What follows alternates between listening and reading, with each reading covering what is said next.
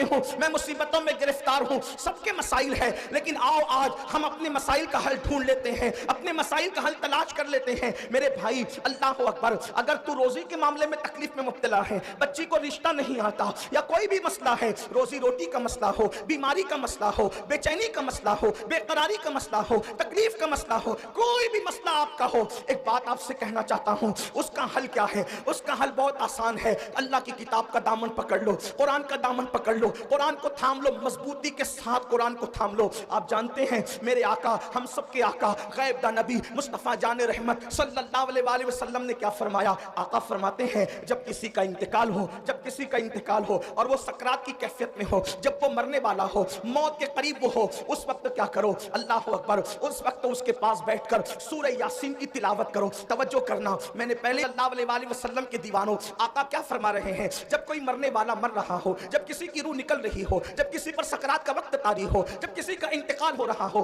اس وقت کرنا کیا ہے؟ اس کے پاس بیٹھ کر قرآن کی تلاوت کرنا ہے. سورہ یاسین کا نام لے کر کے بات کی گئی, اور بھی سورتوں کا ذکر آیا, لیکن سورہ یاسین کا ذکر کثرت سے ہے. سورہ یاسین کی تلاوت کرو, کیا ہوگا؟ میرے آقا فرماتے ہیں سورہ یاسین کی برکت سے اس کی موت کی تکلیف آسان ہو جائے گی, اس کی موت کی تکلیف کم ہو جائے گی. تھوڑا توجہ کرنا, علماء سے پوچھو, علماء کا جمع غفیر موجود ہے, بڑے بڑے علماء یہاں پر موجود ہے, بڑے بڑے خطبہ یہاں پر موجود ہے, بڑے بڑے دانشور یہاں پہ موجود ہے.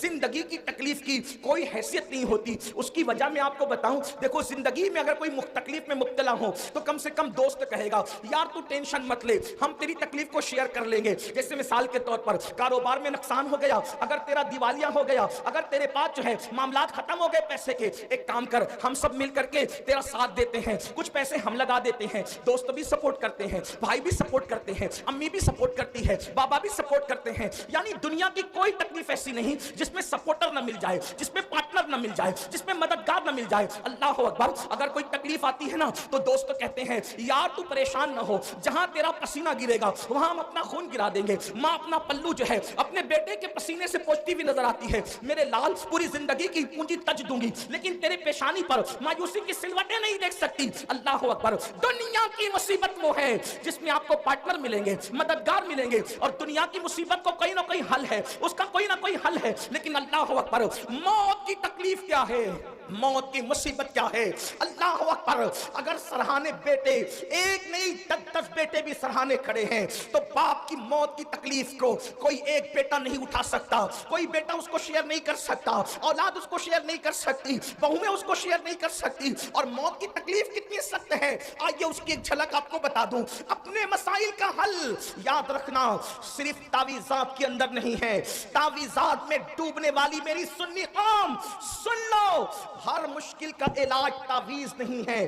تعویذات میں سحر اور جادو کا علاج تو ہو سکتا ہے لیکن ہر مشکل کا علاج نہیں ہے, ہر مصیبت کا علاج نہیں ہے. تعویذات پر تکیہ کر کے بیٹھنے والی میری قوم, تیرے لیے تو اللہ کے رسول نے نسخے کیمیا عطا کیا ہے. سن لو موت کی تکلیف کیا ہے. اللہ اکبر, صحابی رسول حضرت سیدنا عمرو ابن عاص رضی اللہ تعالیٰ عنہ ارشاد فرماتے ہیں, جس کو فقیہ ابو اللیث سمرقندی لکھتے ہیں, کیا لکھتے ہیں؟ اللہ اکبر, جب کوئی انسان دنیا سے جا رہا ہو, جب کسی کی روح نکل رہی ہو, جب کسی کو موت آ رہی ہو, اللہ اکبر, یہاں نیک اور بد کی تمیز نہیں ہے, یہ نیک اور گنہگار کی ابھی یہاں پر تفریق نہیں ہے, یا مطلقاً سب کے لیے بیان کیا جا رہا ہے. جب کوئی دنیا سے جاتا ہے چاہے نیک ہو یا گنہگار, اس کے سینے پر ایسا بوجھ لگتا ہے, ایسا لگتا ہے کہ جیسے زمین اور آسمان کو اس کے سینے پہ رکھ دیا گیا ہو. اگر کسی کے سینے پر زمین اور آسمان رکھ دیا جائے تو اس وقت اس کو کتنی تکلیف ہوگی. اس وقت اس مرنے والے کو تکلیف ہوتی ہے. اپنے کانوں میں ایئر فون لگا کر گانے سننے والے جوانوں کی توجہ چاہتا ہوں, شراب کی نشستوں کو آگ آباد کرنے والوں کی توجہ چاہتا ہوں, رات رات بھر انٹرنیٹ پر بیٹھ کر زنا کے مناظر دیکھنے والوں کی توجہ چاہتا ہوں. میرے بھائیوں غور تو کرو, ایک منزل وہ آپ پر بھی آنی ہے, وہ مجھ پر بھی آنی ہے. وہ منزل کون سی ہے؟ وہ موت کی منزل ہے, وہ گھاٹی موت کی گھاٹی ہے. مرنا سب کو ہے. اللہ اللہ, صحابی رسول حضرت عمرو ابن عاص رضی اللہ تعالیٰ عنہ کہتے ہیں, زمین اور آسمان اگر کسی کے سینے پہ سمیٹ کر رکھ دیا جائے تو اس وقت جو اس کی تکلیف ہوگی وہ تکلیف مرنے والے کو ہوتی ہے. ذرا تصور کرو, اگر گھر کا پنکھا سینے پہ گر جائے ہم برداشت نہیں کر سکتے. اللہ اکبر, سینے پہ پتھر لگ جائے ہم برداشت نہیں کر سکتے. ڈرائیونگ کرتے وقت اگر की स्टीयरिंग सीने पर आ जाए, हम बर्दाश्त नहीं कर सकते। अल्लाह अकबर, वो कैफियत आप पर भी आने वाली है, वो कैफियत मुझ पर भी आने वाली है।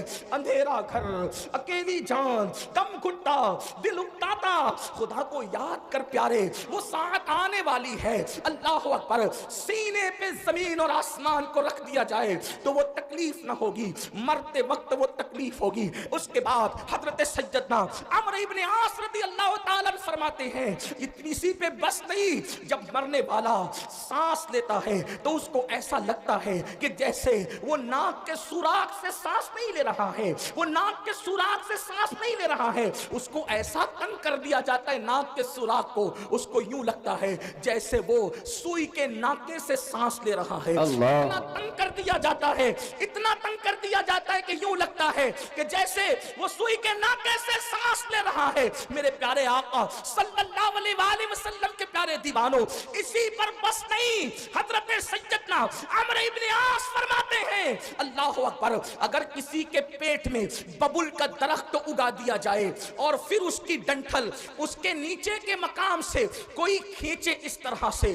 कि उसकी रग रग में बबुल का कांटा चुभा हुआ हो और खींचने वाला जोर से खींचे, तो उस वक्त उसके पेट की कैफियत क्या होगी, उस वक्त उसकी रगों की कैफियत क्या होगी, उस वक्त उसकी शरियानों की कैफियत क्या होगी। अमर इब्न आस कहते हैं, जब रूह निकलती है तो ऐसा लगता है कि जैसे बबुल का कांटा का दरख्त पेट में उगाकर कोई नीचे से खींच रहा है। ये कैफियत होती है मरने वाले की। हजरत मूसा कलीमुल्लाह फरमाते हैं, जिंदा बकरे की खाल उधेड़ी जाए तो उतनी तकलीफ नहीं होती जितना तकलीफ मरने वाले को होती है। अल्लाह के सच्चे नबी गैबदा फरमाते हैं, एक इंसान को 313 तलवारों से एक साथ हमला करके मारा जाए तो 313 तलवारों की ज़रब उतना तकलीफ नहीं पहुंचाती जितनी तकलीफ इंसान को मौत के वक्त। ये मौत की तकलीफ है और इतनी प्यास लगती है, इतनी प्यास लगती है कि अगर 7 समंदरों का पानी मुंह में निचोड़ दिया जाए तो वो प्यास को कोई बुझा ना सके। और रिश्तेदार चमचे चमचे से पानी उंडेल रहे होते हैं। अब इस तकलीफ, ऐसी तकलीफ कभी दुनिया में सुनी, ऐसी तकलीफ कभी दुनिया में देखी? कभी नहीं देखी होगी। किसी ने कितना सताए, कोई कितनी तकलीफ पहुंचाए, कारोबार कितना उजड़ जाए, कारोबार को कितनी भी तकलीफ हो जाए, कुछ नहीं। और उस वक्त तो कोई तसल्ली देने वाला भी नहीं। कोई तसल्ली क्या दे सकता है, क्योंकि कान भी काम नहीं कर रहे हैं, जबान भी काम नहीं कर रही है, हाथ पैर भी काम नहीं कर रहे हैं। अल्लाह के गैबदा नबी सल्लल्लाहु अलैहि वसल्लम फरमाते हैं, अगर मरने वाले के जिस्म की ताकत न खींची जाए तो वो पागलों की तरह जंगलों में भागे और उसकी आवाज ऐसे निकले जैसे बैल काटने के बाद जैसे वो चीखता है, उसके चीखने की आवाज तुम सुनो।